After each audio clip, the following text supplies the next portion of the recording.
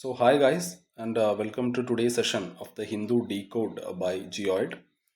നമ്മുടെ ആദ്യത്തെ news what makes the NASA ISRO Nisar satellite so special എന്നുള്ളതാണ്. ഇത് കറണ്ട് അഫയേഴ്സിൽ നമുക്ക് പ്രതീക്ഷിക്കാം, പ്രിലിംസിൽ, അതേപോലെ തന്നെ മെയിൻസിൽ GS പേപ്പർ 3 പ്രതീക്ഷിക്കാം. The achievements of Indians in science and technology. Okay, science and ടെക്നോളജിയിൽ വരുന്ന ഒരു ടോപ്പിക്കാണിത്. സോ ഈ നിസാർ എന്നുള്ളത് ഇതൊരു ജോയിന്റ് സ്പേസ് മിഷനാണ്. Okay, it stands for NASA ISRO synthetic aperture radar. ഞാൻ പറഞ്ഞ പോലെ തന്നെ ഒരു ജോയിന്റ് സ്പേസ് മിഷനാണ് ബൈ നമ്മുടെ ഇന്ത്യയുടെ ISROയും USA നാസയും കൂടിയിട്ടുള്ളതാണ്. സോ ഈ ഒരു നിസാർ എന്നുള്ളത് ഇതൊരു സ്പെഷ്യൽ സാറ്റലൈറ്റ് ആണ്. Okay, and it will take the picture of the earth. നമുക്ക് ആ ഒരു ചേഞ്ചസ് ട്രാക്ക് ചെയ്യാൻ പറ്റും. അതായത് ഈ വോൾക്കാനോസിലും അതേപോലെ ഈ ഫ്ലഡ്, ഐസ് മെൽറ്റിംഗ്, ഫാം ലാൻഡ്സും പിന്നെ എർത്ത് ക്വേക്സും ലാൻഡ് സ്ലൈഡ്, ഇങ്ങനത്തെ കുറച്ച് കാര്യങ്ങളൊക്കെ നമുക്ക് കുറച്ചും കൂടി നന്നായിട്ട് ട്രാക്ക് ചെയ്യാൻ പറ്റും. സോ ഇത് ലോഞ്ച് ചെയ്യുന്നത് ജൂലൈ 30 ആയിരിക്കും. ഇത് ലോഞ്ച് ചെയ്യുന്നത് നമ്മുടെ ശ്രീഹരിക്കോട്ടയിൽ വെച്ചിട്ടായിരിക്കും. GSLV Mk2 ആയിരിക്കും യൂസ് ചെയ്യുന്നത്. ഓക്കെ, GSLV Mk2 ആയിരിക്കും റോക്കറ്റ് യൂസ് ചെയ്യുന്നത്. ഇത് ഏകദേശം ഒരു 3 ടൺ വെയിറ്റ് ഒക്കെ ഉണ്ടാവും. ആൻഡ് അതിന്റെ കോസ്റ്റ് ഏകദേശം ഒരു 1.5 ബില്യൺ ആണ്. And it will be one of the most expensive earth watching satellites ever made. Okay, so in short we can say that ഈ ഒരു NISAR it will help scientist to understand how earth is changing. Okay, അത് വളരെയധികം useful ആണ്, especially for ഒരു disaster planning, agriculture and climate studies and all. So ഈ ഒരു satellite എന്തുകൊണ്ടാണ് special ആവുന്നതെന്ന് ചോദിച്ചു കഴിഞ്ഞാൽ, ഇത് നമ്മുടെ ലോകത്തിലെ തന്നെ ആദ്യത്തെ സാറ്റലൈറ്റ് ആയിരിക്കും to use 2 radar band. Okay, ഒരു L ബാൻഡും ഉണ്ടാവും, അതേപോലെ തന്നെ ഒരു S ബാൻഡും ഉണ്ടാവും. ഓക്കെ, ഈ L ബാൻഡ് അത് ഒരു ലോ ഫ്രീക്വൻസി ഉള്ള ഒരു സാധനമായിരിക്കും. സോ അതുകൊണ്ട് തന്നെ it can see deeper into the earth. S band high frequency ആയിരിക്കും, അതായത് ഒരു ലൈക്ക് നമുക്ക് ഫൈൻ ഡീറ്റെയിൽസ്, അത് വളരെ ഫൈനർ ആയിട്ടുള്ള ഡീറ്റെയിൽസ് വളരെ നന്നായിട്ട് എടുക്കാൻ സഹായിക്കും. സോ അപ്പോൾ this means that it can take picture of the earth any time. Okay, നമുക്ക് രാവിലെയും രാത്രിയും ഒക്കെ എടുക്കാൻ പറ്റും. അതിപ്പോൾ ക്ലൗഡി ആണെന്നുണ്ടെങ്കിലും സ്മോക്കി ആണെന്നുണ്ടെങ്കിലും, ഇനിയിപ്പോൾ അതുപോലെ പ്ലാൻസ് ഒക്കെ ആയിട്ട് ഇങ്ങനെ കവർ ചെയ്തിട്ടുള്ള എന്തെങ്കിലും പ്രശ്നം ഉണ്ടെങ്കിൽ കൂടി വളരെ ഡീറ്റെയിൽ ആയിട്ടുള്ള പിക്ചർ നമുക്ക് കിട്ടും. This means it can take picture of Earth anytime, day or night, even if it's cloudy, smoky or covered with plants. Okay, so why is this important for India and the world? So ഈ ഒരു നിസാർ സാറ്റലൈറ്റിലൂടെ നമുക്ക് ഒന്നാമത്തെ കാര്യം, ആ ഒരു ഇപ്പോൾ flood അങ്ങനത്തെ കാര്യങ്ങൾ, പ്രളയം വരികയാണ് അല്ലെങ്കിൽ എർത്ത് ക്വേക്സോ ലാൻഡ് സ്ലൈഡ്സോ ഒക്കെ വരികയാണെന്നുണ്ടെങ്കിൽ ആ ഒരു ഡിസാസ്റ്റർ റെസ്പോൺസ്, ഓക്കെ, അത് നമുക്ക് കുറച്ചും കൂടി ഇമ്പ്രൂവ് ചെയ്യാൻ പറ്റും. അതേപോലെ തന്നെ ഈ ക്രോപ്സ് ഉണ്ടല്ലോ, അതിൻ്റെ ഒക്കെ ആ ഒരു ഹെൽത്ത്, അതായത് ക്രോപ്പ് ഹെൽത്ത് നമുക്ക് മോണിറ്റർ ചെയ്യാനും, അതേപോലെ തന്നെ എസ്പെഷ്യലി ഈ ഒരു അഗ്രികൾച്ചർ ആൻഡ് ഫോറസ്ട്രി ആ ഒരു സെക്ടറിൽ വളരെയധികം ഹെൽപ്ഫുൾ ആയിരിക്കും. അതേപോലെ തന്നെ ഈ എർത്ത് ക്വേക്സ് ഒക്കെ പ്രഡിക്റ്റ് ചെയ്യാൻ പറ്റും, കുറച്ചും കൂടി നന്നായിട്ട് നമുക്ക് പ്രഡിക്റ്റ് ചെയ്യാൻ പറ്റും. It will track the plate movements and all. ഗ്ലേഷ്യേഴ്സിനെ കുറച്ചും കൂടി നന്നായിട്ട് മോണിറ്റർ ചെയ്യാൻ പറ്റും. ഓക്കെ, അതേപോലെ ഈ കോസ്റ്റൽ ഏരിയാസിനെ പറ്റിയിട്ടും ഓഷൻസിനെ പറ്റിയിട്ടൊക്കെ നമുക്ക് കുറച്ചും കൂടി നന്നായിട്ട് സ്റ്റഡി ചെയ്യാൻ പറ്റും. And it will help to watch over ground water, oil reservoirs and big buildings and all. So ഇതിൻ്റെ ഒരു മിഷൻ ലൈഫ് ഏകദേശം 3 വർഷമായിരിക്കും, but likely to work for 5+ years. Data will be free and it will be available for everyone, usually within a few hours. So ഈ ഒരു നിസാർ എന്നുള്ളത് ഇത് വളരെ powerful ആയിട്ടുള്ള സാറ്റലൈറ്റ് ആണ്. It will help both India and the world to watch earth closely. Okay, and it will help us to prepare better for disasters, and it can help us to manage natural resources better in real time and in all weather conditions. So ആ ഒരു sun synchronous ഓർബിറ്റിലൂടെ ആയിരിക്കും ഇത് fly ചെയ്യുന്നത്. So ഇതുകൊണ്ട് മീൻ ചെയ്യുന്നത് എന്താണെന്ന് വെച്ചാൽ, അതായത് എർത്തിൻ്റെ ആ ഒരു സെയിം പാർട്ടിലൂടെ തന്നെ ഇത് എല്ലാ ദിവസവും പാസ് ചെയ്യും at the same local time. Okay, each day, like meaning it passes over the same part of the earth at the same local time each day. ഏകദേശം എർത്ത് എന്നുള്ള അതിൻ്റെ ഒരു ഹൈറ്റ് നോക്കുമ്പോൾ ഒരു 700 കിലോമീറ്റർ ആയിരിക്കും ഈ സാറ്റലൈറ്റ്. എർത്ത് നിന്നൊരു 747 kilometre ഹൈറ്റിലായിരിക്കും ഇത് ഉണ്ടാവുക. And it will scan every location on earth every 12 days. Okay, so ഈ ഒരു റഡാർ എന്താണ്, ഇത് റഡാർ എങ്ങനെ വർക്ക് ചെയ്യുന്നത് ചോദിച്ചാലും നമ്മൾ പറഞ്ഞില്ല, ഈ ഒരു SAR എന്ന് പറയുന്ന ഒരു സാധനം ഉണ്ട്, അതാണ് ഈ ഒരു synthetic aperture radar.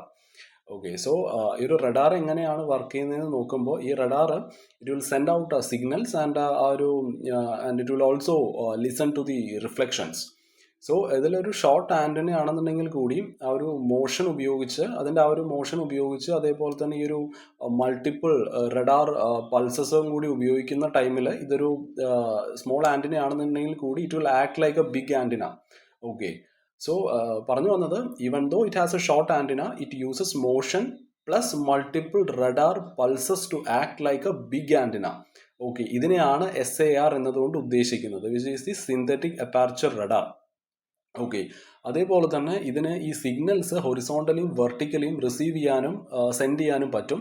Okay, so will look on to what area and detail can it cover. Okay, ഇതിന് ഏകദേശം ഒരു 240 കിലോമീറ്ററോളം കവർ ചെയ്യാൻ പറ്റും. Okay, it covers A wide area like 240 kilometres in one pass.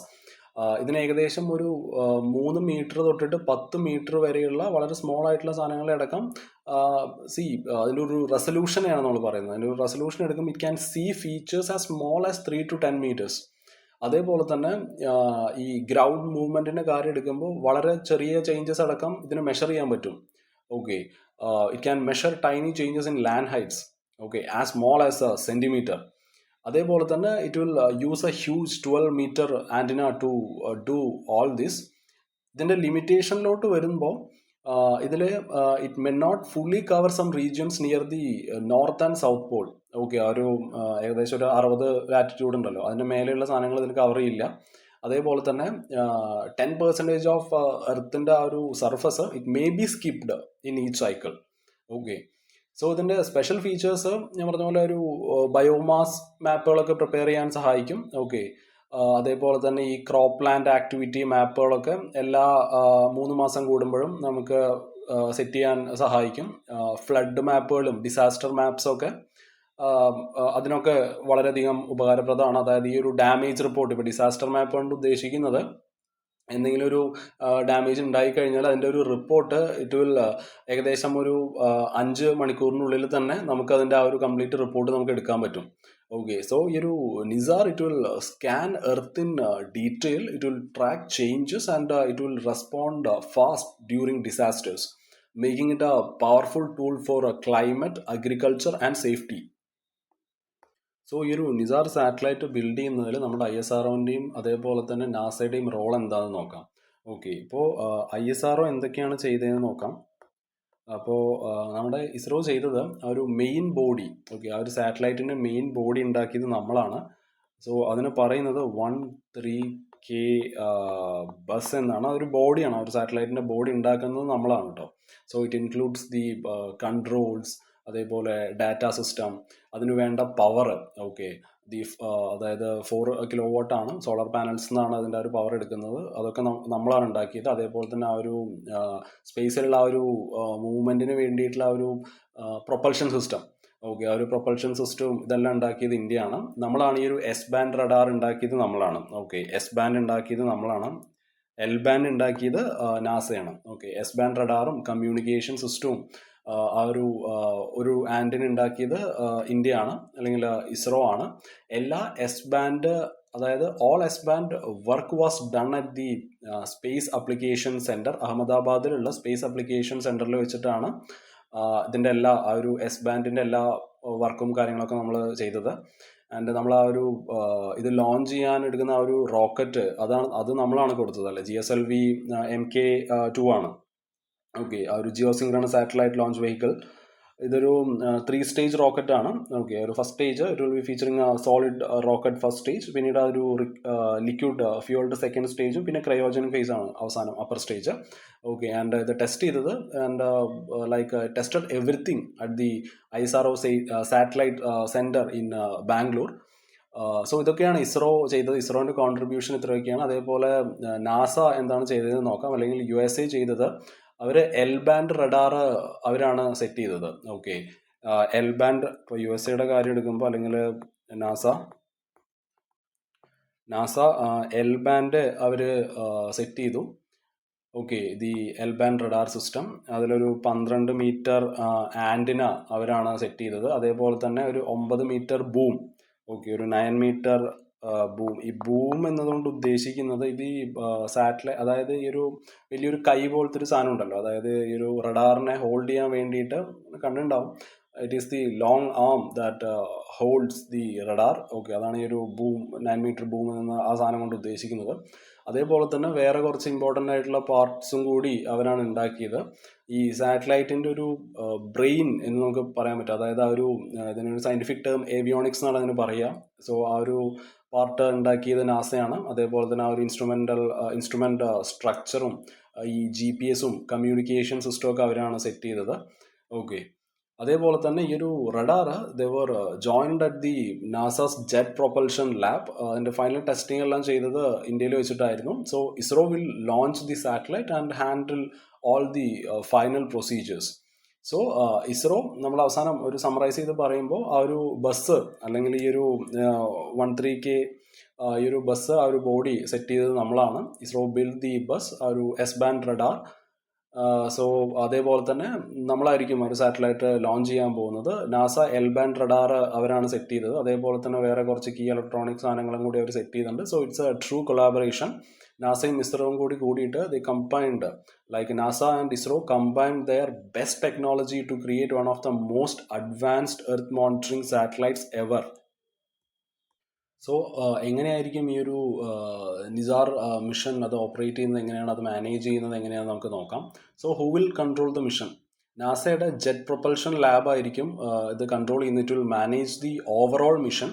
പക്ഷേ നമ്മുടെ ISRO in Bengaluru, it will handle the daily flight control. Okay, ആ ഒരു സാറ്റലൈറ്റിനെ മോണിറ്റർ ചെയ്യുന്നതും കമാൻഡുകൾ കൊടുക്കുന്നതും പിന്നെ ഇത് നേരെ വർക്ക് ചെയ്യുന്നുണ്ടോ എന്നൊക്കെ നോക്കുന്നത് ബാംഗ്ലൂരിൽ നമ്മുടെ ISRO ബാംഗ്ലൂരിൽ നിന്ന് ഈ സംഭവങ്ങളൊക്കെ സെറ്റ് ചെയ്യും. സോ ഈ ഒരു ഡാറ്റ ഇത് എവിടേക്ക് പോകും, അതായത് where will this data go? So ഈ ഒരു NISAR satellite it will send a huge amount of data. Okay, ഏകദേശം ഒരു ദിവസം ഒരു 3 ടെറാബൈറ്റിനടുത്തുള്ള ഡാറ്റ ഇത് അയക്കും. സോ അത് റിസീവ് ചെയ്യുന്നത് നാസയുടെ സ്റ്റേഷൻസ് ഉണ്ട്. ഈ അലസ്കയിലും ആർട്ടിക് റീജിയനിലുള്ള ഒരു സുവൽബാർഡിലൊക്കെ ഇവർക്ക് സ്റ്റേഷൻസ് ഉണ്ട്. നാസയുടെ സ്റ്റേഷൻസിൽ നിന്ന് ഇവരത് റിസീവ് ചെയ്യും. ഓക്കെ, അതേപോലെ തന്നെ ചിലിയിൽ ഒരു പ്യൂന അരീനാസ് എന്ന് പറയുന്ന സ്ഥലത്തൊക്കെ നാസയ്ക്ക് സ്റ്റേഷൻ ഉണ്ട്. അവിടെ വെച്ചിട്ടായിരിക്കും ഇവർ ഈ സാധനം റിസീവ് ചെയ്യുന്നത്. ISROൻ്റെ സ്റ്റേഷൻസ് തെലങ്കാനയിലുള്ള ഷാദ് നഗറിൽ നമുക്കിതിൻ്റെ ആ ഒരു ഇൻഫർമേഷൻ റിസീവ് ചെയ്യാൻ പറ്റും. അതേപോലെ തന്നെ അന്റാർട്ടിക്കയിലുള്ള സ്റ്റേഷൻസ്, ഓക്കെ, ഇസ്രോൻ്റെ സ്റ്റേഷൻസിൽ വെച്ചിട്ട് നമുക്ക് ഈ ഒരു ഡാറ്റ കിട്ടുന്നതായിരിക്കും. സോ ഇന്ത്യയിൽ ആ ഒരു നാഷണൽ റിമോട്ട് സെൻസിങ് സെൻറ്റർ, അതായത് ഈ NRCS ഉണ്ടല്ലോ, NRSC. സോ NRSC, അതായത് നാഷണൽ റിമോട്ട് സെൻസിങ് സെൻറ്റർ ആയിരിക്കും ആ ഒരു ഡാറ്റ ഹാൻഡിൽ ചെയ്യുന്നത് ഫോർ ഇന്ത്യൻ യൂസേഴ്സ്. സോ അതേപോലെ തന്നെ they will use a system similar to NASA's own data pipeline. Like അതായത് ഇന്ത്യൻ സയൻറ്റിസ്റ്റിനും ഏജൻസീസിനൊക്കെ വളരെ ഫാസ്റ്റായിട്ട് ആ ഒരു നിസാർ എന്നുള്ള ആ ഒരു ഡാറ്റ നമുക്ക് ആക്സസ് ചെയ്യാൻ പറ്റും. അതാണ് ഉദ്ദേശിച്ചത്. ഓക്കെ, ലൈക്ക് ഈ നാസയുടെ ഓൺ ഡാറ്റ പൈപ്പ് ലൈൻ എന്നൊക്കെ കൊണ്ട് ഉദ്ദേശിച്ചത് അതാണ്. So in short we can say that ആ ഒരു മിഷൻ പ്ലാൻ മാനേജ് ചെയ്യുന്നത് നാസയായിരിക്കും. നമ്മൾ ഈ സാധനം പറത്തുന്നതും മോണിറ്റർ ചെയ്യുന്നതൊക്കെ നമ്മളായിരിക്കും daily. So ISRO will fly and monitor the satellite daily. So രണ്ട് രാജ്യങ്ങളും they will receive and share the data, helping scientist in India and globally. Okay, so we'll move on to our next news, which is what does the new UK-India trade deal entail? So ഇവിടെ CET ആണ് നമ്മുടെ ഈ ഒരു comprehensive economic trade agreement ആണ് ഇന്ത്യയും UK-യും തമ്മിലുള്ളത്. It is highly relevant for UPSC, especially for GS paper 2 and GS paper 3. Okay, so പ്രിലിംസിൽ നിങ്ങൾക്ക് ഈ ഒരു സ്റ്റാറ്റിക് പ്ലസ് ആ ഒരു കറണ്ട് അഫയേഴ്സ് കോംബോ, അതായത് ഈ എന്താണ് ഈ CETA, അതേപോലെ ഇന്ത്യ UK ട്രേഡ് സ്റ്റാറ്റിസ്റ്റിക്സിനെ പറ്റിയിട്ടുള്ള ഒരു നല്ലൊരു അണ്ടർസ്റ്റാൻഡിങ് ഉണ്ടാക്കി വെക്കുക. അതേപോലെ തന്നെ ഈ DCCA പറ്റിയിട്ടുള്ള അങ്ങനത്തെ ഈ ഡബിൾ കോൺട്രിബ്യൂഷൻ കൺവെൻഷനൊക്കെ ഉണ്ട്. ഓക്കെ, ആ ഒരു ഫീച്ചേഴ്സും പിന്നെ ടാരിഫ് കോട്ടാസിനെ പറ്റിയിട്ടൊക്കെ ഒന്ന് മനസ്സിലാക്കി വെക്കുന്നത് നന്നായിരിക്കും ഒരു പ്രിലിംസിൽ. മെയിൻസിലോട്ട് വരുമ്പോൾ വളരെ ഇമ്പോർട്ടൻ്റ് ആണ്. IR ഇന്റർനാഷണൽ റിലേഷൻസിൽ GS പേപ്പർ 2 വളരെ ഇമ്പോർട്ടൻ്റ് ആയിട്ടുള്ള ഒരു ടോപ്പിക്കാണ് ഇന്ത്യ UK ആ ഒരു ബയലാറ്ററൽ റിലേഷൻ, എസ്പെഷ്യലി നമ്മുടെ ആ ഒരു പോസ്റ്റ് ബ്രിക്സിന് ശേഷം ഉള്ളതായതുകൊണ്ട് അത് വളരെ ഇമ്പോർട്ടൻ്റ് ആണ്. അതേപോലെ തന്നെ ആ ഒരു ഈ ഒരു ന്യൂസിൻ്റെ ആ ഒരു diplomatic significance. Okay, it shows like a strategic economic alignment beyond the European Union. പിന്നെ ഭാവിയിൽ ഒരുപാട് നല്ല ഡീലുകൾക്കുള്ള ഒരു ടെംപ്ലേറ്റ് ആയിട്ട് നമുക്ക് തന്നെ കാണാൻ സാധിക്കും. അല്ല, ഈ ഒരു CETA എന്നുള്ളത് അതായത് ഇന്ത്യയുടെ ആ ഒരു ഫ്രീ ട്രേഡ് നെഗോസിയേഷൻസ്, അതായത് US ആയിട്ടും യൂറോപ്യൻ യൂണിയനായിട്ടും കാനഡയൊക്കെ ആയിട്ട് നമ്മൾ പ്ലാൻ ചെയ്യുന്നുണ്ട്. സോ അതിനൊക്കെ ഇത് ഇൻഫ്ലുവൻസ് ചെയ്യും. ഓക്കെ, ഈ ഒരു CETA വളരെയധികം നമ്മളെ ഇതിനൊക്കെ ഹെൽപ്പ് ചെയ്യുന്നതായിരിക്കും. So it will B A template for future deals. So GS paper 2 കാര്യം നമ്മൾ പറഞ്ഞു. അതേപോലെ തന്നെ എക്കോണമി.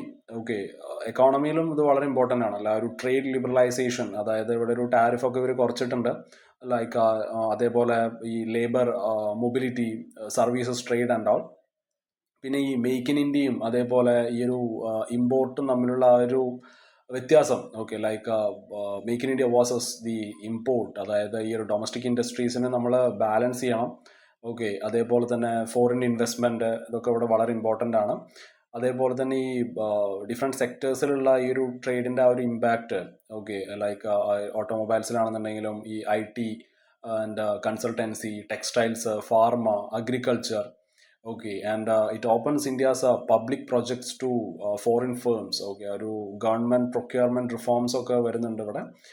സോ ഓവറോൾ നോക്കുമ്പോൾ ഈ CETA എന്നുള്ളത്, അല്ലെങ്കിൽ ഈ ഒരു comprehensive economic and trade agreement എന്നുള്ളത്, ഇത് കാണിക്കുന്നത് ഇന്ത്യയുടെ ആ ഒരു മോഡേൺ ഫ്രീ ട്രേഡ് എഗ്രിമെന്റിലോട്ടുള്ള ഒരു പുതിയൊരു അപ്രോച്ചാണ് നമുക്ക് കാണാൻ സാധിക്കുന്നത്, അല്ലേ? നമ്മളുടെ എക്കണോമിക് ഗ്രോത്തും സ്ട്രാറ്റജിക് ടൈസും ഈ ഡൊമസ്റ്റിക് ഇൻഡസ്ട്രിയുടെ പ്രൊട്ടക്ഷൻസ്, ഈ സാധനങ്ങളെല്ലാം നമ്മൾ ബാലൻസ് ചെയ്യുന്നുണ്ട്.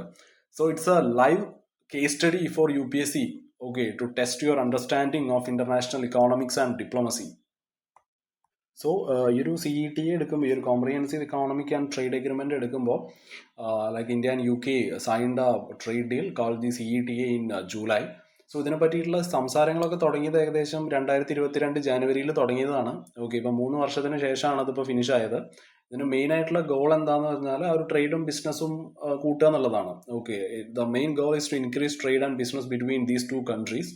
സോ ഈ ഒരു എഗ്രിമെന്റിൽ വന്നിട്ടുള്ള മെയിൻ ആയിട്ടുള്ള റൂൾസ്, ഒന്ന് ഗുഡ്സിനെ ബേസ് ചെയ്തിട്ടുള്ളതാണ്. അതായത് ഈ ഒരു ഇമ്പോർട്ട് എക്സ്പോർട്ട്. ഓക്കെ, ആ ഒരു പ്രൊഡക്ട്സിന്റെ ഇമ്പോർട്ട് എക്സ്പോർട്ടിനെ ബേസ് ചെയ്തിട്ടുള്ള കുറച്ച് റൂൾസ് കൊണ്ടുവന്നിട്ടുണ്ട്. ഓക്കെ, ഗുഡ്സിനെ ബേസ് ചെയ്തിട്ടുള്ളത്. അതേപോലെ സർവീസസിന്റെ കാര്യം എടുക്കുമ്പോൾ ഈ IT, എഡ്യൂക്കേഷൻ, ഫൈനാൻസ് പോലുള്ള മേഖലകളിലെ കുറച്ച് മാറ്റങ്ങൾ കൊണ്ടുവന്നിട്ടുണ്ട്. അതേപോലെ ഈ ലേബർ മൊബിലിറ്റി, അതായത് ഈ ഒരു പ്രൊഫഷണൽസിന് കുറച്ചും കൂടി എളുപ്പമായിരിക്കും. Okay, so it will make easy for some professionals to work in each other's country. പിന്നെ ഗവൺമെന്റ് പ്രൊക്യൂർമെന്റിന്റെ കാര്യം പറഞ്ഞല്ലോ. അതായത് like companies from one country they can bid for government contracts in other. Okay, ആ ഒരു ഗവൺമെന്റ് പ്രൊക്യൂർമെന്റ്സിൽ കുറച്ച് റൂളുകളൊക്കെ പുതിയതായിട്ട് കൊണ്ടുവന്നിട്ടുണ്ട്. സോ ഈ ഒരു deal it will help both countries grow economically by making trade smoother and more open.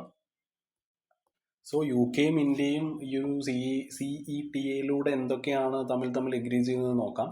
So UK നമുക്ക് offer ചെയ്തത് എന്തൊക്കെയാന്ന് പറഞ്ഞാൽ, ഇന്ത്യയിൽ നിന്നുള്ള 99% പ്രൊഡക്ട്സിലും അവർ UK റിമൂവ്ഡ് ഇമ്പോർട്ട് ടാക്സ്, അല്ലെങ്കിൽ ആ ഒരു ടാരിഫ് അവർ കുറച്ചിട്ടുണ്ട്. പക്ഷേ ഓൺലി 45% ഓഫ് ഇന്ത്യയുടെ എക്സ്പോർട്ട്, അതായത് ഏകദേശം അതിൻ്റെ ഒരു വർത്ത് ഏകദേശം ഒരു $6.5 billion now get duty free. Okay, ഒരു നോ ടാക്സ് ആക്സസ് കിട്ടുന്നത് ഈ സാധനങ്ങൾക്കാണ്. മോസ്റ്റ്ലി നമ്മൾ പറഞ്ഞ പോലെ ടെക്സ്റ്റൈൽസും, ഷൂസും, കാറും, സീ ഫുഡും, ഫ്രൂട്ട്സും ഒക്കെയാണ് ഇതിൽ പെടുന്നത്. ഓക്കെ, ബാക്കിയുള്ള 55%, ഓക്കെ, അതായത് 45% ഇന്ത്യയുടെ export now get duty free access. Okay, so ബാക്കിയുള്ള 55%, ഏകദേശം ഒരു $8 ബില്യൺ, ലൈക്ക് ഈ പെട്രോളിയം, മെഡിസിനും ഒക്കെ ഓൾറെഡി ടാക്സ് ഇല്ല. Okay, so there is no benefit in that. India എന്താണ് UKക്ക് ഓഫർ ചെയ്യുന്നതെന്ന് നോക്കിയാൽ, ഏകദേശം ബ്രിട്ടീഷ് പ്രൊഡക്ട്സിൽ 90%-ഓളം ടാക്സും നമ്മൾ റിമൂവ് ആക്കിയിട്ടുണ്ട്. India will cut or remove tariff on 90% of British products. Okay, so ഇത് ഏകദേശം, അതായത് 92%-ഓളം UKയുടെ എക്സ്പോർട്ട് കവർ ചെയ്യുന്നതായിരിക്കും. Okay, which will cover 92% of UK's export to India. ഇതിൽ മെയിനായിട്ട് വരുന്നത് നമ്മുടെ വിസ്കിയും കാറും എഞ്ചിനീയറിംഗ് ഗുഡ്സ് ഒക്കെയാണ്. ഓക്കെ, ഇവിടെയുള്ള മെയിൻ ആയിട്ടുള്ള കാർ ബ്രാൻഡ്സിനെ പറ്റിയിട്ടൊക്കെ നമ്മൾ ഇന്നലെ പറഞ്ഞിരുന്നു, അല്ലേ? ഈ ആസ്ട്രോ മാർട്ടിൻ, അതേപോലെ മെക്ലാരൻ ഒക്കെ ഉണ്ടെന്ന് തോന്നുന്നു, അല്ലേ? Rolls Royce. ഓക്കെ, സോ ഇതൊക്കെ വാങ്ങിക്കാൻ പറ്റുന്ന ആൾക്കാർക്കൊക്കെ വളരെ സുഖമായിരിക്കും. നമ്മളെ പോലെയുള്ളവർക്ക് പറ്റുമെന്ന് എനിക്കറിയില്ല. ഓക്കെ, സോ ഈ ഒരു UK ആയിട്ടുള്ള ഒരു ട്രേഡ് റിലേഷൻഷിപ്പിന്റെ സൈസ് എടുക്കുമ്പോൾ പൊതുവെ, അതായത് UK എന്നുള്ളത് ഇന്ത്യയുടെ വളരെ ചെറിയൊരു ട്രേഡ് പാർട്ട്ണർ ആണ്. ഓക്കെ, അതായത് only 3.3% of India's export go to the UK. Okay, അതേപോലെ തന്നെ UK എന്നുള്ള സാധനങ്ങളുടെ കണക്കെടുക്കുമ്പോൾ only 1.2% of India's import come from UK. Okay, ഒരു വളരെ ചെറിയൊരു സ്മോൾ ട്രേഡ് പാർട്ട്ണർ ആണ് UK. പക്ഷേ എന്നിരുന്നാലും this deal help trade, but the UK is not a big trading partner of India right now, so the impact may be limited. So ഈ ഒരു CETA ഡീലിൽ ഇന്ത്യയും UK തമ്മിലുള്ള ഈ ഒരു ഡീൽ, ഈ സർവീസസും അതായത് ഈ സർവീസസിനെയും വർക്കേഴ്സിനെയും കാര്യം എടുക്കുമ്പോൾ ഇന്ത്യ എന്താണ് UK ഓഫർ ചെയ്യുന്നത് എന്നുള്ള കാര്യം എടുക്കുമ്പോൾ നമുക്ക് പറയാൻ പറ്റുന്നത്, ഈ UK കമ്പനീസിനെ അതായത് India will let UK companies work in sectors like accounting, auditing, telecommunication, എൻവയോൺമെന്റൽ സർവീസ് ആൻഡ് ഓൾ. അതേപോലെ UK ഫേംസിന് they can operate in India without opening a local office. Okay, ഒരു നാഷണൽ ട്രീറ്റ്മെൻ്റ് ഒക്കെ അവർക്ക് കിട്ടും. ഓക്കെ, അവർ ഒരു ഇന്ത്യൻ കമ്പനീസ് പോലെയൊക്കെ നമ്മൾ ട്രീറ്റ് ചെയ്യും. അതേപോലെ UK ഡിഗ്രീസ്, എസ്പെഷ്യലി ഈ ലോയിലും അക്കൗണ്ടിങ്ങിലൊക്കെ ഉള്ള UK എന്നുള്ള ആ ഒരു ഡിഗ്രീസൊക്കെ നമ്മൾ റെക്കഗ്നൈസ് ചെയ്യുന്നതായിരിക്കും. പക്ഷേ ബ്രിട്ടീഷ് ലോയേഴ്സിന് ഇന്ത്യയിൽ, അതായത് it will not allow British lawyers to practise Indian law. Okay, so നമ്മൾ പറഞ്ഞത് what India is offering to the UK. അതേപോലെ UK എന്താണ് നമുക്ക് തിരിച്ചിങ്ങോട്ട് ഓഫർ ചെയ്യുന്നതെന്ന് ചോദിച്ചാൽ, ഇന്ത്യൻ കമ്പനീസിന് ഇനി UK പോയിട്ട് ഓഫീസൊക്കെ തുടങ്ങാൻ പറ്റും in areas like IT services, consultancy, എൻവയോൺമെന്റൽ services and all. Okay, so Indian വർക്കേഴ്സിന്റെ കാര്യം എടുക്കുമ്പോൾ ഞാൻ ആ ഒരു പ്രിലിംസിന്റെ റെലവൻസിൽ ഈ ഒരു ഡബിൾ കോൺട്രിബ്യൂഷൻ കൺവെൻഷൻ എന്നുള്ളൊരു സാധനം പറഞ്ഞല്ലോ, DCC. So 75,000 Indian workers they send on for short jobs to the UK under the DCC, and they will only pay social security in India, not in both countries. So your deal it will make it easier for companies and professionals from both side to work and offer services in each other's country with less paperwork and fewer cost. അതേപോലെ തന്നെ ഈ കാറുകളിലുള്ള import ടാക്സിന്റെ കാര്യം എടുക്കുമ്പോൾ India is reducing import tax on UK cars. Okay, ഒരു വലിയ ഈ luxury കാർസിന്റെ കാര്യം എടുക്കുമ്പോൾ അതായത് ആ ഒരു ടാക്സ് റേറ്റ് 110% നിന്നും 10% കുറയ്ക്കും. ഓക്കെ, അത് പെട്ടെന്ന് കുറയ്ക്കില്ല, ഒരു 15 വർഷത്തിനുള്ളിലൊക്കെ ആയിരിക്കും ഇത് 10% എത്തിക്കുക എന്നുള്ളതാണ് പറഞ്ഞിരിക്കുന്നത്. Okay, it will be limited to 10,000 cars per year. അതേപോലെ തന്നെ ഈ ചെറിയ കാറുകൾ, അതായത് ഒരു മിഡ് സൈസ് ആൻഡ് സ്മോൾ കാർസിന്റെ കാര്യം എടുക്കുമ്പോൾ ഒരു ടാക്സ് കട്ട് 50% ആയിരിക്കും. ഓക്കെ, ഇപ്പോൾ അത് 50% കൊണ്ടുവന്നത്, ഈ ടാക്സ് കട്ട് ടു 50%. ഇപ്പോൾ 50% അത് കുറയ്ക്കും. പിന്നീട് 5 വർഷത്തിനുള്ളിൽ 10% അതിനെ കുറയ്ക്കുന്നതായിരിക്കും. Okay, it will drop to 10% by 5 year. അതേപോലെ തന്നെ ഈ ഇലക്ട്രിക് കാറുകളും ഹൈബ്രിഡ് കാർസിന്റെ കാര്യം എടുക്കുമ്പോൾ 5 വർഷത്തേക്ക് ടാക്സ് കട്ടൊന്നും നമ്മൾ കൊടുക്കില്ല. ഓക്കെ, അത് നമുക്കറിയാലോ ഇന്ത്യയിലുള്ള ആ ഒരു EV ഇൻഡസ്ട്രി ഇപ്പോൾ വളർന്നുകൊണ്ടിരിക്കുകയാണ്. ഓക്കെ, സോ അതുകൊണ്ട് അതിനെ പ്രൊട്ടക്ട് ചെയ്യാൻ വേണ്ടിയിട്ടാണ് ഇങ്ങനെ ഒരു ക്ലോസ് വെച്ചിരിക്കുന്നത്. അതേപോലെ തന്നെ ഈ ഗവൺമെന്റ് പ്രൊക്യൂർമെന്റിന്റെ കാര്യം പറഞ്ഞല്ലോ, അതായത് UK കമ്പനികൾക്ക് ഇപ്പോൾ ഇവിടെ വന്നിട്ട് ഇന്ത്യൻ ഗവൺമെന്റ് പ്രോജക്ട്സിൽ അവർക്ക് ബിഡ് ചെയ്യാം. ഓക്കെ, സോ അതേപോലെ തന്നെ India will open 40,000 major contracts in areas like transport, infrastructure and green energy. So India ഇപ്പം നമുക്കിവിടെ മനസ്സിലാക്കാൻ കഴിയുന്നത്, നമ്മൾ ഈ ഒരു വി ആർ സ്ലോയിങ്, അതായത് India is slowly reducing car import tax from the UK, but protecting EVs for now. അതേപോലെ തന്നെ UK ഫേംസിന് they can now take part in big government projects in India. Okay, എന്നുള്ള കാര്യം കൂടി മനസ്സിലാക്കി വെക്കുക.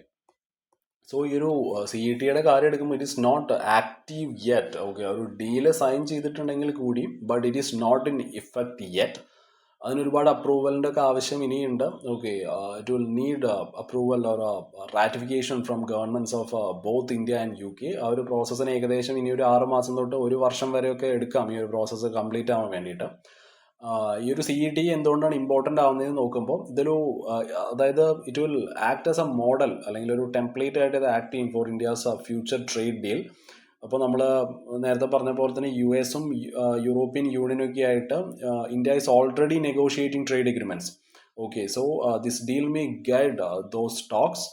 So in short we can say that, നമ്മൾ ഇന്ന് കൺക്ലൂഡ് ചെയ്യുമ്പോൾ നമുക്ക് പറയാനുള്ളത്, ഈ ഒരു CETA അത് സൈൻ ചെയ്തിട്ടുണ്ടെങ്കിൽ കൂടി അതൊരു ആക്റ്റീവ് ആയിട്ടില്ല. ഒരിക്കൽ അത് അപ്രൂവ് ആയി കഴിഞ്ഞാൽ it might shape how India deal with other big economies. Okay, it might shape how India deals with other big economies like the US and Europe. നമുക്ക് നമ്മുടെ നെക്സ്റ്റ് ന്യൂസിലോട്ട് പോവാം, വിച്ച് ഈസ് ആ ഒരു ഇന്ത്യ മാൽദീവ്സ് റീസെറ്റ് ആണ്. So ഈ ഒരു ന്യൂസിലോട്ട് പോകുന്നതിന് മുമ്പ് വേറൊരു കാര്യം പറയാനുള്ളത്, അതായത് നമ്മൾ ഇന്ന് നമ്മുടെ ഒരു ജിയോയിഡിൻ്റെ ഡിസ്കഷൻ ഗ്രൂപ്പിൽ ഇട്ടിരുന്നു അല്ലെ, ജിയോയിഡ് അല്ലെങ്കിൽ നമ്മുടെ ഹിന്ദു ഡീകോഡിനെ പറ്റിയിട്ടുള്ള ഒരു അഭിപ്രായം നിങ്ങളുടെ അടുത്ത് ചോദിച്ചിരുന്നു. സോ ഡിസ്കഷൻ ഗ്രൂപ്പിൽ വളരെ പോസിറ്റീവായിട്ടുള്ള ഒരുപാട് റെസ്പോൺസ് നമുക്ക് കിട്ടി. ഓക്കെ, വളരെ സന്തോഷം. നിങ്ങളുടെ ഫീഡ്ബാക്ക്സ് അതായത് നമുക്ക് ഒരുപാട് ഇമ്പ്രൂവ് ചെയ്യാൻ അത് ഹെൽപ്പ് ചെയ്യുന്നതായിരിക്കും. അതേപോലെ തന്നെ എനിക്ക് പറയാനുള്ള മറ്റൊരു കാര്യം എന്താണെന്ന് പറഞ്ഞാൽ, ഇപ്പോൾ തന്നെ നമ്മളിപ്പോൾ ഒരു 2 ന്യൂസ് നമ്മളിപ്പോൾ ഡിസ്കസ് ചെയ്തു അല്ലേ. എനിക്ക് തോന്നുന്നു വളരെ ഡീറ്റെയിൽ ആയിട്ട് തന്നെ നമ്മൾ പറഞ്ഞു പോയി എന്നാണ് ഞാൻ വിശ്വസിക്കുന്നത്. ഏകദേശം ഒരു 25 മിനിറ്റ് ആയിട്ടുണ്ട്. ഓക്കെ, സോ നമ്മൾ അതേപോലെ തന്നെ കുറച്ച് കുട്ടികൾ പറഞ്ഞത് കുറച്ചും കൂടി ന്യൂസ് ആഡ് ചെയ്യണം എന്നാണ്. ഓക്കെ, സ്റ്റുഡൻസ് പറഞ്ഞത് അങ്ങനെയാണ്, കുറച്ചും കൂടി ന്യൂസസ് ആഡ് ചെയ്ത് കഴിഞ്ഞാൽ കുറച്ചും കൂടി ബെറ്റർ ആയിരിക്കും എന്നുള്ളതാണ്. ഇപ്പോൾ തന്നെ കണ്ടില്ലേ, ഈ ഒരു 2 ന്യൂസ് എടുക്കുമ്പോഴേക്കും 25 മിനിറ്റിനടുത്തായി. ഇതേപോലെ 6 ന്യൂസ് നമ്മൾ എടുക്കുമ്പോഴേക്കും അത് എനിക്ക് തോന്നുന്നു അത്യാവശ്യം നല്ലൊരു സമയം എടുക്കും അല്ലേ. സോ ഒരു അതായത് ന്യൂസ് പേപ്പർ റീഡിങ് എന്നുള്ള കാര്യം നിങ്ങൾ ഒരിക്കലും സ്കിപ്പ് ചെയ്യരുത്. ഓക്കെ, അതിനൊരിക്കലും ഒരു സബ്സ്റ്റിറ്റ്യൂട്ട് ആയിട്ട് നമ്മുടെ ഹിന്ദു ഡീകോഡിനെ കാണരുത്. നിങ്ങൾ പേപ്പർ വായിച്ച് അതിനുശേഷം വന്നിട്ട് ഈ ഒരു ക്ലാസ് കണ്ടു കഴിഞ്ഞാൽ നിങ്ങൾക്ക് അത് ഹെൽപ്ഫുൾ ആയിരിക്കും. ഓക്കെ, സോ ഇപ്പോൾ നമ്മൾ ഒരു ആവറേജ് ടൈം, അതായത് ഒരാൾ ന്യൂസ് പേപ്പർ വായിക്കാൻ ഒരു 2 മണിക്കൂറൊക്കെ എടുക്കാൻ നിൽക്കുക. അതിന് കൂടുതൽ എടുക്കുന്നവരുണ്ടാവും, കുറവ് എടുക്കുന്നവരുണ്ടാവും. ഓക്കെ, ഒരു ആവറേജ് ആയിട്ട് 2 മണിക്കൂറാണ് ഒരാൾ എടുക്കുന്നതെന്ന് വയ്ക്കുക. അതായത് ന്യൂസ് പേപ്പർ കംപ്ലീറ്റ് ആയിട്ട് വായിക്കുന്നതിൽ, ഓക്കെ, ഹിന്ദു വായിക്കുന്നതിൽ 2 മണിക്കൂർ എടുക്കുകയാണെന്നുണ്ടെങ്കിൽ, ഇപ്പോൾ നമ്മൾ ഡീകോഡും ഒരു 1.5 മണിക്കൂറിലോട്ട് ആയിക്കഴിഞ്ഞാൽ എത്ര മണിക്കൂർ, 3-3.5 അല്ലെങ്കിൽ ഒരു 4 മണിക്കൂറിനടുത്ത് നിങ്ങൾ ന്യൂസ് പേപ്പറിന് മാത്രം സ്പെൻഡ് ചെയ്യുക എന്നുള്ളത് അതത്ര നല്ലതല്ല. ഓക്കെ, 2 മണിക്കൂറേക്ക് ന്യൂസ് പേപ്പറിന് എടുക്കാൻ പറ്റുള്ളൂ, അതാണ് ഏറ്റവും നല്ലത്. ഓക്കെ, 2 മണിക്കൂറിൽ നിർത്തണം പേപ്പർ വായന. അതായത് പേപ്പർ കംപ്ലീറ്റ് 2 hours നിങ്ങൾ വായിച്ചു കഴിഞ്ഞിട്ട് പിന്നീട് നിങ്ങൾ വന്നിട്ട് ഡീകോഡ് പെട്ടെന്നൊരു സ്പീഡായിട്ടൊന്ന് കണ്ടു കഴിഞ്ഞാൽ നിങ്ങൾക്ക് ഏകദേശം ഒരു നല്ലൊരു ഐഡിയ കിട്ടും. ഓക്കെ, അതല്ലാതെ ഡീകോഡിനെ മാത്രം നിങ്ങൾ ഡിപ്പെൻഡ് ചെയ്തിരിക്കരുത്. News paper reading is a must. Okay, so അതാണ് പറയാനുള്ളത്. നമുക്ക് നമ്മുടെ ഈ ഒരു ന്യൂസിലോട്ട് കിടക്കാം. സോ ഈ ഒരു India Maldives reset it is highly relevant for the UPSC. Okay, അതായത് നമുക്ക് മാൽദീവ്സുമായിട്ട് കുറച്ച് ചെറിയ അഭിപ്രായ വ്യത്യാസങ്ങളൊക്കെ ഉണ്ടായിരുന്നല്ലോ. സോ ഈ ഒരു ന്യൂസ് GS പേപ്പർ 2 ഇന്റർനാഷണൽ റിലേഷൻസിൽ വളരെയധികം ഇമ്പോർട്ടൻ്റ് ആണ്. അതേപോലെ തന്നെ കറണ്ട് അഫയേഴ്സിൽ GS പേപ്പർ 1 പ്രിലിംസിൽ വളരെ ഇമ്പോർട്ടൻ്റ് ആണ്. അതേപോലെ ഈ SIയിലൊക്കെ ഈ ഡിപ്ലോമസി നൈബർഹുഡ് പോളിസിയിലൊക്കെ നിങ്ങൾക്ക് ഇത് കൊണ്ടുവരാം. അതായത് ഇന്ത്യയുടെ ഈ ഒരു നൈബർഹുഡ് ഫസ്റ്റ് പോളിസി ഉണ്ടല്ലോ, അതായത് നമുക്ക് ഈ നൈബർഹുഡ് ഫസ്റ്റ് എന്നുള്ളൊരു പരിപാടിയും, അതേപോലെ സാഗർ എന്നുള്ളത് security and growth for all in the region എന്നുള്ളതാണ്. അപ്പോൾ ഈ ഒരു സ്ട്രാറ്റജിയിലൊക്കെ മാൽദീവ്സ് ഈ ഒരു പാർട്ടാണ്. ഓക്കെ, നമ്മുടെ ഈ പോളിസീസിലൊക്കെ ഇവരൊരു പാർട്ടാണ്. സോ ഈ ഒരു വിസിറ്റ്, PM മോദിയുടെ ഈ ഒരു visit, it reflects India's effort to engage constructively even with leaders who earlier had anti India sentiments. Okay, India out ക്യാമ്പയിനൊക്കെ ഉണ്ടായിരുന്നു ഈ മുഹമ്മദ് മിസു എന്ന് പറയുന്ന പുള്ളിയുടെ. അതേപോലെ ഈ ഒരു സ്ട്രാറ്റജിക് സിഗ്നിഫിക്കൻസ്, ഈ ഒരു ന്യൂസിന്റെ സ്ട്രാറ്റജിക് സിഗ്നിഫിക്കൻസിലോട്ട് വരുമ്പോൾ മാൽദീവ്സ് കിടക്കുന്നത് ഇന്ത്യൻ ഓഷനിലാണ്. ഓക്കെ, ഇന്ത്യൻ ഓഷൻ്റെ ആ ഒരു മേജർ ഷിപ്പിംഗ് ലൈൻസിലുള്ള ഒരു സ്ഥലമാണ് ഈ Maldives. So it is very crucial for India's maritime and energy security. India Maldives cooperation, it is important to counter China's growing influence in Indian ocean as well. Okay, ഈ മാൽദീവ്സിലുള്ള ഇൻഫ്രാസ്ട്രക്ചറിലൊക്കെ China ഭയങ്കരമായിട്ടുള്ള ഫണ്ടിങ് ഒക്കെ ചെയ്തിരുന്നു. അതേപോലെ തന്നെ ആ ഒരു ഡിപ്ലോമാറ്റിക് റെസീലിയൻസിന്റെ കാര്യം എടുക്കുമ്പോൾ ഇന്ത്യയുടെ ആ ഒരു കുറച്ചും കൂടി മെച്ചുവർ ആയിട്ടുള്ള ആ ഒരു ഡിപ്ലോമസി, ലൈക്ക് ഈ ടെൻഷൻസ് ഉണ്ടായിരുന്നെങ്കിൽ കൂടി വി ആർ മാനേജിങ് അല്ലേ. അതായത് it shows India's mature diplomacy in managing difficult leaders like Muizzu through high level visit, economic aid and defence support.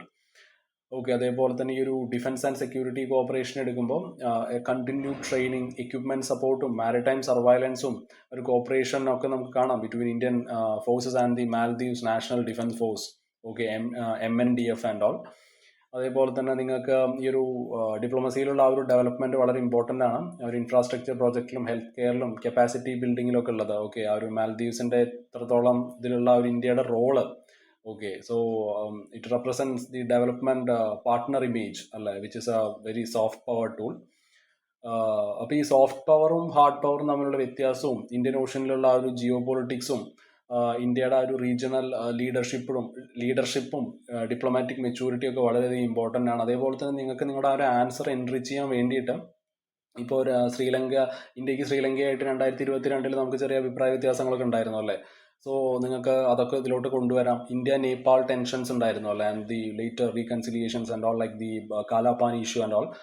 പിന്നെ ഇന്ത്യ ഭൂട്ടാൻ അല്ലെങ്കിൽ ഇന്ത്യ മൗറീഷ്യസ്, ഇതെല്ലാം ഒരു എക്സാമ്പിൾസ് ആണ് of sustain goodwill. Okay, so ഞാൻ മെയിനായിട്ട് പറയാൻ വന്നൊരു കാര്യം ഞാനത് അവിടെ പറയാൻ വിട്ടുപോയി. അതായത് ഇപ്പോൾ ഒരു 2 to 3 ടോപ്പിക്സ് എനിക്ക് തോന്നുന്നു നമുക്കൊരു ഇൻഡെപ്ത് ആയിട്ട് നമുക്ക് എടുക്കാം. ഓക്കെ, ഒരു 3 ടോപ്പിക്കൊക്കെ നമുക്ക് ഡീപ്പായിട്ട് എടുത്തിട്ട് ബാക്കിയൊരു ഞാൻ എക്സ്ട്രാ ഒരു ദിവസം ഒരു 6 to 7 ന്യൂസസ് എന്നുള്ള രീതിയിൽ നമുക്ക് ആ ഒരു രീതിയിലോട്ട് നമുക്ക് ഷിഫ്റ്റ് ചെയ്യാം, നമുക്ക് മാറാം.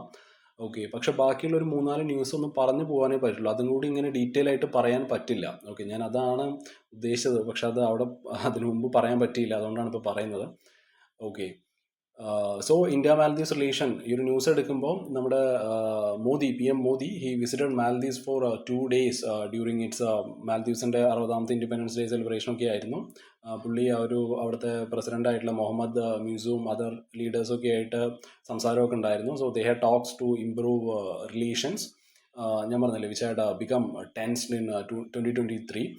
So why were ties tense എന്ന് ചോദിച്ചാൽ ഇന്ത്യയും മാൽദീവ്സും ഏകദേശം 60 വർഷത്തോളം നമ്മൾ വളരെ നല്ല ക്ലോസ് ഫ്രണ്ട്സ് ആയിരുന്നു.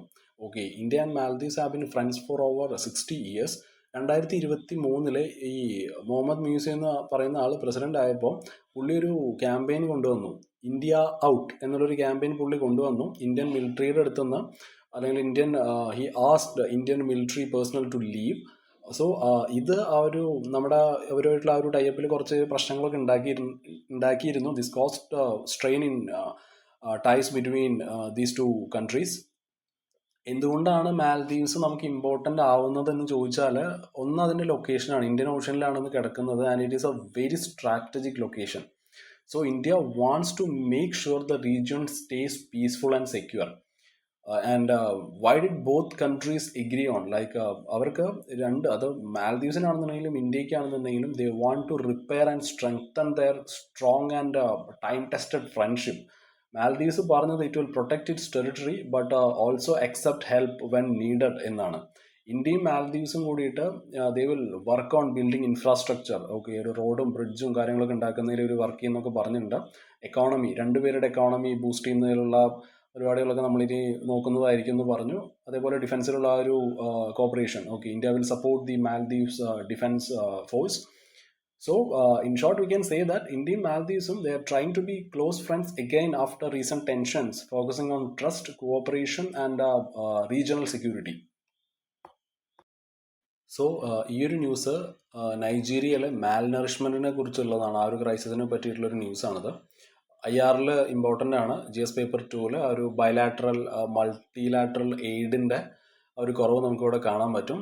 സോ ഈ ഒരു ക്രൈസിസ് കാണിക്കുന്നത് it shows the impact of reduced international aid. Okay, from US, UK, European union and all.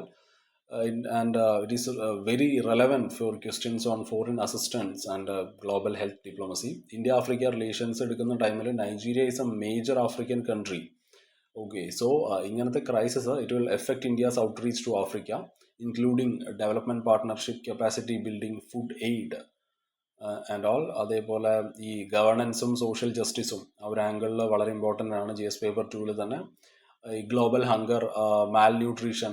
Okay, so നിങ്ങൾക്ക് ഈ കേസസ് യൂസ് ചെയ്യാം. അതായത് ഈ ഒരു ഗ്ലോബൽ കമ്പാരിസൺ നിങ്ങൾക്ക് ഇവിടെ വെച്ചിട്ട് then you can highlight similar Mal nutrition challenges in India.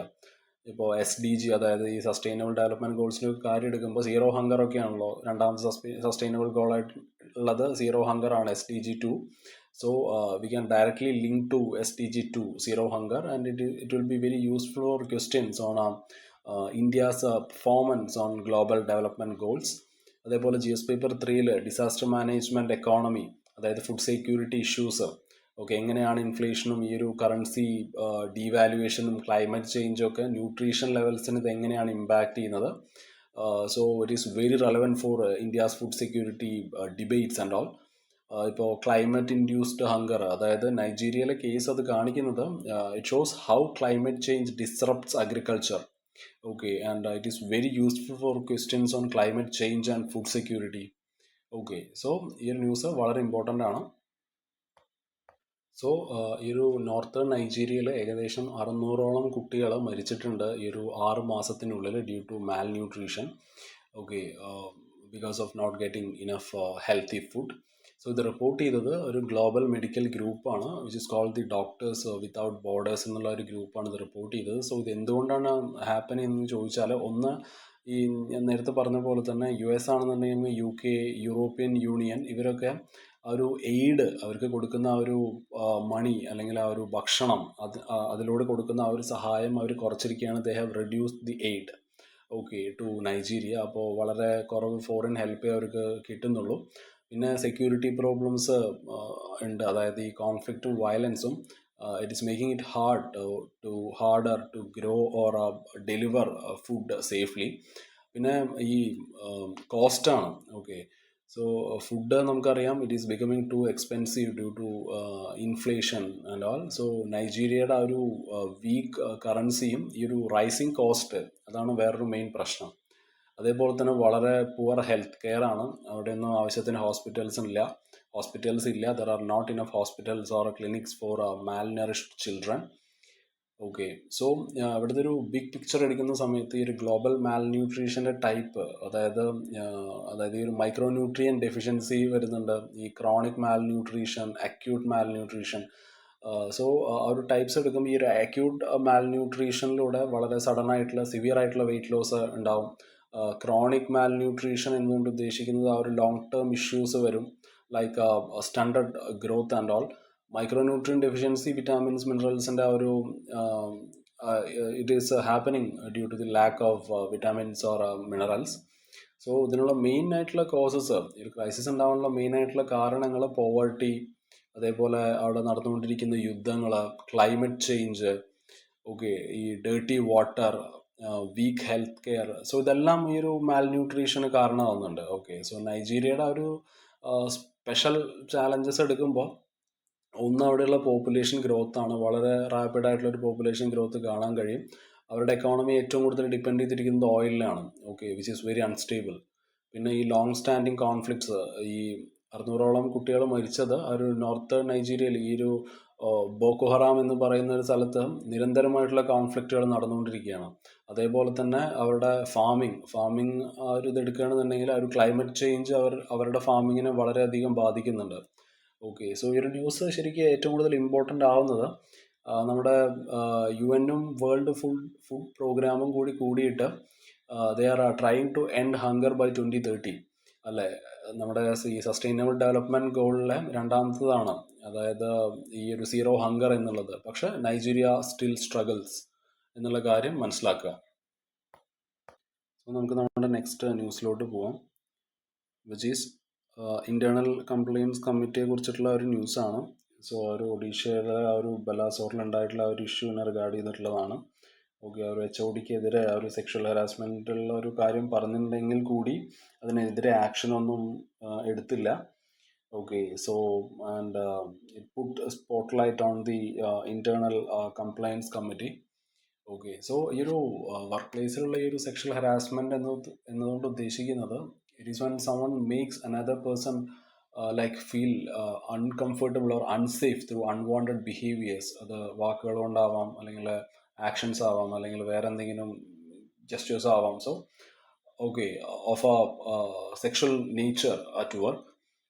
So അതായത് what law protects woman at work. ആ ഒരു മെയിൻ ആയിട്ടുള്ള ആ ഒരു ലോ, ആ ഒരു sexual harassment of woman at workplace act ആണ് 2013.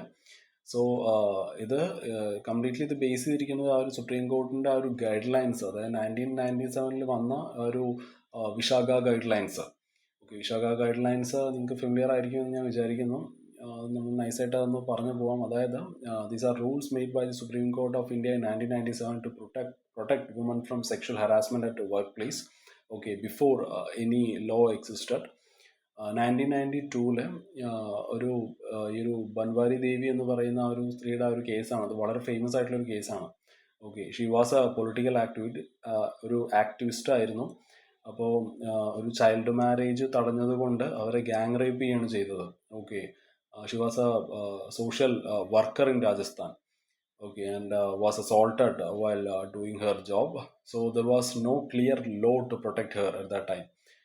പിന്നീട് ഇവരുടെ ഒരു കംപ്ലൈൻറ്റിന് ശേഷമാണ് 1997 സുപ്രീം കോർട്ട് ഇതിലോട്ട് വരികയും they created a basic rules to protect women at work. So these rules are called the Vishakha guide lines.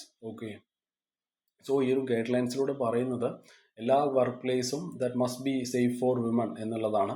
അതേപോലെ തന്നെ സെക്ഷൽ ഹരാസ്മെൻറ്റ് വുമൻസ് റൈറ്റ്സിൻ്റെ വയലേഷനാണ് sexual harassment. And workplace എന്നുള്ളത് it must have a system to handle complaints എന്ന് പറയുന്നുണ്ട് ഈ ഒരു guide lines.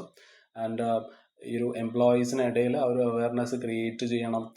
And employees must prevent and punish sexual harassment. So ഇതെല്ലാം ഈ ഒരു ഗൈഡ് ലൈൻസിൽ പറയുന്നുണ്ട്. So, what was the impact of this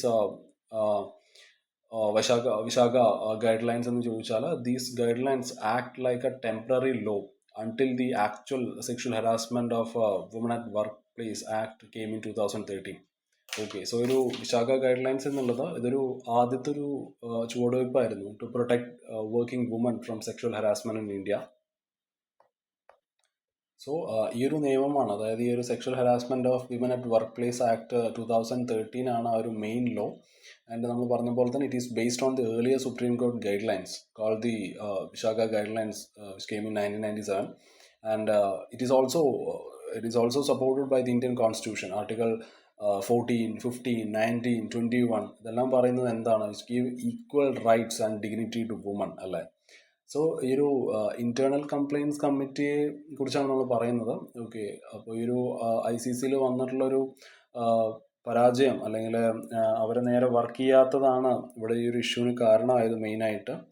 okay, so ഈ ഒരു ICC അതായത് ഇന്റേണൽ കംപ്ലയിൻസ് കമ്മിറ്റി പ്രകാരം എല്ലാ ഓഫീസിലും every office that has 10 or more employees, they must set up a special team called an ICC to handle complaints of sexual harassment. So you ICC members it must include a senior women employee. Okay, അതായിരിക്കണം അവരായിരിക്കണം അതിൻ്റെ ആ ഒരു head. Okay, ഒരു presiding officer അവരായിരിക്കണം. അതേപോലെ തന്നെ 2 വേറെ employees വേണം. അതിൽ ഒരാളെങ്കിലും അതിൽ ഒരു വിമൻ ആയിരിക്കണം, at least 1 women which is very compulsory. അതേപോലെ തന്നെ ഒരു എക്സ്പേർട്ട്, ഒരു എക്സ്റ്റേണൽ എക്സ്പേർട്ട് വേണം. അതൊരു ലോയർ ആവാം അല്ലെങ്കിൽ ഒരു സോഷ്യൽ വർക്കർ ആവാം. And at least half of the committee must be women. Okay, so ഇതൊക്കെയാണ് ഈ ഒരു ഇങ്ങനെ ആയിരിക്കണം ഇതിലുള്ള മെമ്പേഴ്സ്. സോ ഈ ഒരു എന്താണ് ICC, അതായത് what does the ICC do? അതായത് കംപ്ലയിൻസ് അക്സെപ്റ്റ് ചെയ്യുക എന്നുള്ളതാണ് within 3 months of the incident. അതേപോലെ ഇൻവെസ്റ്റിഗേറ്റ് ചെയ്യുക, അതേപോലെ ആ ഒരു എൻക്വയറി ഫിനിഷ് ചെയ്യുക within 90 days. Can give a solution like ഒരു വാർണിംഗ് കൊടുക്കാം, ഒരു കൗൺസിലിംഗ് കൊടുക്കാം, changing departments or even removing the officer അല്ലെങ്കിൽ offender from the job.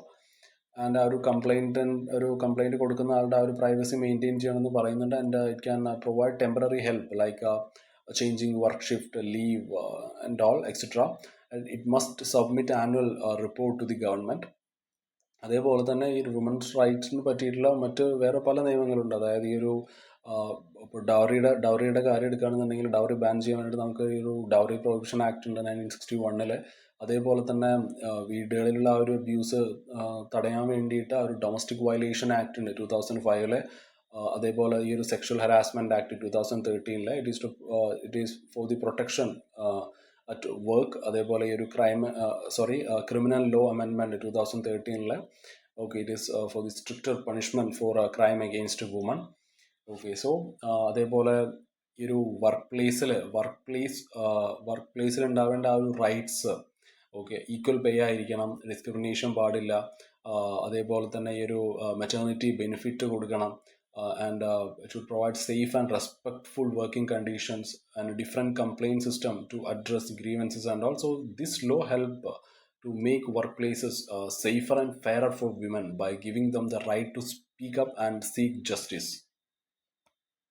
So ഈ ഒരു ന്യൂസിൻ്റെ നമുക്കൊരു പ്രിലിംസിൻ്റെ റെലവൻസ് എടുക്കുമ്പോൾ ആക്റ്റും പോളിസീസും വളരെ ഇമ്പോർട്ടൻ്റ് ആണ്. ഡയറക്റ്റ് ആയിട്ടുള്ള ക്വസ്റ്റ്യൻസ് നിങ്ങൾക്ക് പ്രതീക്ഷിക്കാം. ഈ ഒരു ഇൻറ്റേർണൽ കംപ്ലൈൻറ്റ് കമ്മിറ്റി അതിൻ്റെ ആ ഒരു കോമ്പോസിഷൻ എങ്ങനെയാണ്, ആ ഒരു എൻക്വയറിയിലുള്ള ആ ഒരു ടൈം ലൈൻ എങ്ങനെയാണ്, അതേപോലെ തന്നെ അതിൻ്റെ ആ ഒരു ലീഗൽ ബേസിസ് എന്താണ്, 2013 ആക്റ്റും പിന്നെ വിശാഖ ഗൈഡ് ലൈൻസ് ഒക്കെ നമ്മൾ പറഞ്ഞല്ലോ.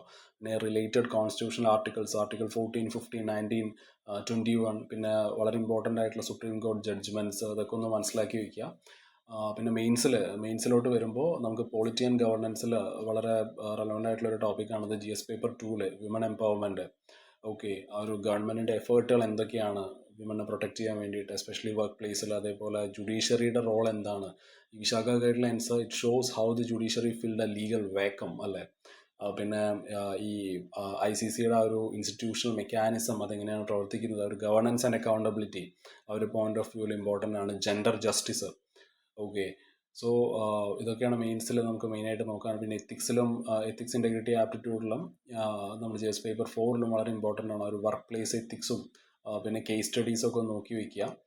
ഓക്കെ, ആൻഡ് നിങ്ങൾക്ക് അതായത് ഇങ്ങനെ കോട്ട് ചെയ്യാം. നിങ്ങൾക്ക് ഒരു Vishakha guidelines 1997 we can quote it as a landmark case of judicial activism. Okay, and ഈ ഒരു പിന്നീട് വന്ന ആ ഒരു ഫോളോ അപ്പ് ആയിട്ടുള്ള ഒരു ലീഗൽ ഫ്രെയിം വർക്കാണ് 2013 ഈ ഒരു sexual harassment act.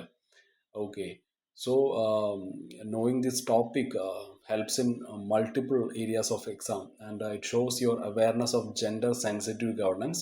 Okay, which is a key UPSC value topic. Okay, so we'll move on to our next news, which is Assam's foreigners tribunals disregard constitutional safeguard. Okay, so ഇത് ഈ ഒരു foreigners ട്രൈബ്യൂണലിനെ കുറിച്ചിട്ടുള്ളതാണ്. Okay, ഇതൊരു semi court like bodies ആണല്ലോ, അതായത് ഈ quasi judicial bodies ആണ്, which was set up in Assam to decide who is an Indian citizen and who is a foreigner. Mainly ഒരു ബംഗ്ലാദേശ് എന്നുള്ള ഒരു ഇല്ലീഗൽ മൈഗ്രേഷൻ കൊണ്ടുള്ളതാണ്. ഓക്കെ, സോ ഈ NLSIUയുടെ റിപ്പോർട്ട് പ്രകാരം ഇത് ഒരു it is known as the national law school of India university. Okay, it is in Bangalore, Karnataka. So അവരുടെ ഒരു കീ ഫൈൻഡിങ്സിൽ അവർ എന്താണ് പറഞ്ഞതെന്ന് വെച്ചാൽ over 1200 court cases they were analyzed. Okay, so our report they says here tribunals they are being used as a routine tool. Okay, they are used as a routine tool to exclude people from Indian citizenship. Okay, ഇതിനൊരു ടൂളായിട്ട് ഉപയോഗിച്ചുകൊണ്ട് ആൾക്കാരെ citizens അല്ലാതാക്കുകയാണ്. അതായത് ആ ഒരു Indian citizenship it is used to exclude people from Indian citizenship. So ഇവിടെയുള്ള problems അവർ മെയിനായിട്ട് അവർ ഐഡൻറ്റിഫൈ ചെയ്ത പ്രോബ്ലംസ്, ഒന്ന് ഈ ട്രിബ്യൂണൽസ് അല്ലെങ്കിൽ tribunals they were created by executive orders അല്ലേ. അല്ലാണ്ട് അതിനൊരു റോബസ്റ്റ് ആയിട്ടുള്ളൊരു ലോ അവിടെ ഇല്ല, ഒരു സ്ട്രോങ് ആയിട്ടുള്ളൊരു ലീഗൽ ബേസ് ഇല്ല എന്നവർ പറഞ്ഞു. പിന്നെ ഈ ഗവൺമെൻറ്റ്സിന് ഇവരുടെ ആ ഒരു ഡിസിഷൻ ഇൻഫ്ലുവൻസ് ചെയ്യാൻ പറ്റും. ആ ഒരു പൊളിറ്റിക്കൽ ഇൻ്റർഫിയറൻസ് ഒരു പ്രശ്നമാണ്. ഓക്കെ, പിന്നെ ഇവിടെ വരുന്ന ഒരുപാട് അഡ്ജുഡിക്കേറ്റേഴ്സ് അവർക്കൊന്നും ഒരു പ്രോപ്പർ ക്വാളിഫിക്കേഷൻ ഇല്ല എന്ന് പറഞ്ഞു. വളരെ പൂറായിട്ടുള്ള ജഡ്ജസ് ആണ് ഇതിലിരിക്കുന്നത് എന്നുള്ള കാര്യം അവരെടുത്ത് പറഞ്ഞു. പിന്നെ അൺഫെയർ ആയിട്ടുള്ള ഡിസിഷൻസ് ആണ് എടുക്കുന്നത്. ഓക്കെ, ഒരു ഫാക്ടർ ബേസ് ചെയ്തിട്ടുള്ളതല്ല. ഓക്കെ, ഒരുപാട് ഇവരുടെ ആ ഒരു റൂളിങ്സ് ഇറ്റ് സീംസ് ആർബിട്രറി എന്നാണ് പറഞ്ഞത്. പിന്നെ വളരെ വീക്കായിട്ടുള്ള എവിഡൻസ് റൂൾസ് ആണ്. അതായത് genuine documents are often rejected without any clear reason. Okay, ഇപ്പോൾ ഇന്ത്യയിലുള്ള ഒരു സിറ്റിസൺഷിപ്പ് ലോ എടുക്കുന്ന ടൈമിൽ ആർട്ടിക്കിൾ 5 തൊട്ടിട്ട് 11 വരെ ഉള്ള നമ്മുടെ ആ ഒരു കോൺസ്റ്റിറ്റ്യൂഷൻ്റെ articles deals with the citizenship അല്ലേ. At the time of independence citizenship act 1955 it is a main law for who is a citizen. പിന്നെ 2019 നമ്മുടെ ഈ CAA ഒക്കെ വന്നല്ലോ. Okay, it allowed some religious minorities from neighbouring countries to apply for citizenship. അത് വളരെ controversial ആയിട്ടുള്ളൊരു പരിപാടിയായിരുന്നു. ഈ നാഷണൽ രജിസ്റ്റർ ഓഫ് സിറ്റിസൺസ് ഉണ്ടല്ലോ, NRC, it is a list to identify genuine Indian citizens in Assam. So എന്തുകൊണ്ടാണ് Assam 85 Assam Accord it was decided in March 24, 1971 as the cut-off date to detect illegal migrants. ഒരു illegal migration, അതായത് ഈ ബംഗ്ലാദേശ് നമുക്കറിയാം Assam borders with Bangladesh അല്ലേ. It is leading to concerns of large scale migration and all. പിന്നെ അവിടെ ആ ഒരു ലാംഗ്വേജ് ഒരു ഐഡൻറ്റിറ്റി ഇഷ്യൂ അവിടെ വരുന്നുണ്ട്. ഓക്കെ, ഈ ആസാമി സ്പീക്കേഴ്സും ബംഗാളി സ്പീക്കിംഗ് ഇമിഗ്രൻസും തമ്മിലുള്ള ആ ഒരു ടെൻഷൻ അവിടെ ഉണ്ട്. പിന്നെ ആ ഒരു ഡെമോഗ്രഫിക് ചേഞ്ച്, അതായത് മൈഗ്രേഷൻ അവിടെ ഉള്ള ആ ഒരു പോപ്പുലേഷൻ പാറ്റേണിലുള്ള ആ ഒരു ഷിഫ്റ്റ് നമുക്ക് അവിടെ കാണാൻ കഴിയും. Okay, so the migration has shifted the population pattern leading to social and political friction. So ഇങ്ങനത്തെ ഈ ഒരു foreigners tribunals they were meant to solve the problems of illegal immigration in Assam, പക്ഷേ അവരുടെ ആ ഒരു പ്രൊസീജിയറൊക്കെ വളരെ മോശമാണ്. നമ്മൾ പറഞ്ഞു, വളരെ വീക്കായിട്ടുള്ള ലീഗൽ ബേസിസ് ആണ് അവർക്കുള്ളത്. പിന്നെ പൊളിറ്റിക്കൽ ഇൻഫ്ലുവൻസ് അവിടെ വളരെ കൂടുതലാണ്. ഓക്കെ, സോ ഇത് ആ ഒരു കോൺസ്റ്റിറ്റ്യൂഷണൽ കൺസേൺ അവിടെ റേസ് ചെയ്യുന്നുണ്ട് അല്ലേ, വളരെ സീരിയസ് ആയിട്ടുള്ള ഒരു കോൺസ്റ്റിറ്റ്യൂഷണൽ കൺസേൺ അവിടെ റേസ് ചെയ്യുന്നുണ്ട്. സോ ഒരുപാട് ആൾക്കാർ they are wrongly declared as foreigners which can affect their basic rights and dignity. Okay, so that's it guys. So ഞാൻ വീഡിയോയിലെ ഇടയിൽ പറഞ്ഞതുപോലെ തന്നെ നിങ്ങളുടെ ആ ഒരു അഭിപ്രായങ്ങൾ നിങ്ങൾ എന്തായാലും കമൻറ്റ് ചെയ്യണം. സോ ഇനിയുള്ള സെഷൻസ് ഇങ്ങനെ എടുത്താൽ മതിയോ അതോ വേറെ എന്തെങ്കിലും ചേഞ്ചസ് വേണോ എന്നുള്ള കാര്യം നിങ്ങൾ പറയണം. Okay, so bye guys, have A nice day.